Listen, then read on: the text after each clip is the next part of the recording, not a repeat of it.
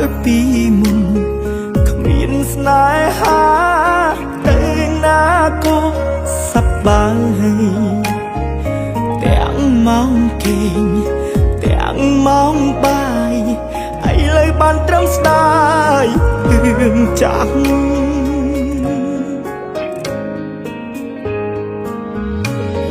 ស្នេហាធ្វើឲ្យខ្ញុំអត់សប្បាយចិត្តទេពេលនឹកគេពិបាកខ្លាំងណាស់ឲ្យតែពេលស្រវិលនឹកឃើញរឿងចាស់រឿងខ្លះនឹកឃើញចេញតែយំស្នេហាធ្វើឲ្យខ្ញុំចង់រស់នៅម្នាក់ឯ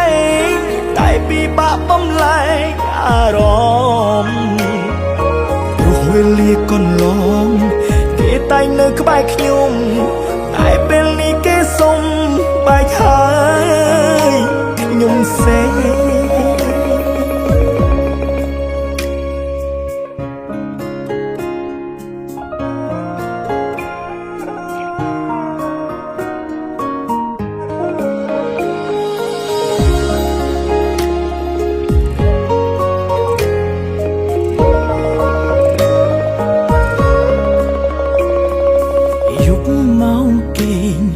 តែងខូចចិត្តលែងគិតចង់ធ្វើការខូចអារម្មណ៍ព្រមស្នេហាទៅទីណាក៏លែងរីករាយកាលពីមុនគ្មានស្នេហាទៅណាក៏សប្បាយទាំងម៉ោងគេងទាំងម៉ោងបាយឥឡូវបានត្រឹមស្ដាយរឿងចាស់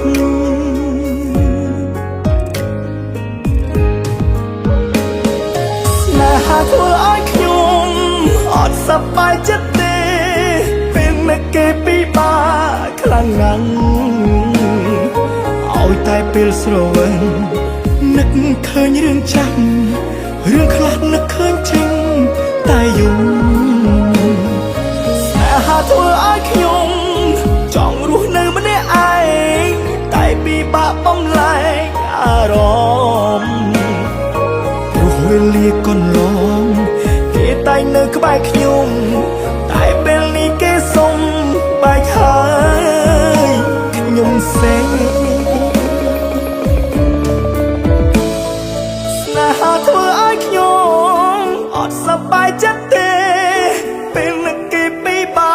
កខ្លាំងណាស់ឲ្យតែពេលស្រវិលនឹកឃើញរឿងចាស់រឿងខ្លាំងនឹកឃើញចេញតែយំស្នេហាធ្វើឲ្យខ្ញុំចង់រស់នៅម្នាក់ឯងចង់ទៅរកកន្លែងសំងំព្រោះវេលាកន្លងស្នេហាធ្វើបាបខ្ញុំ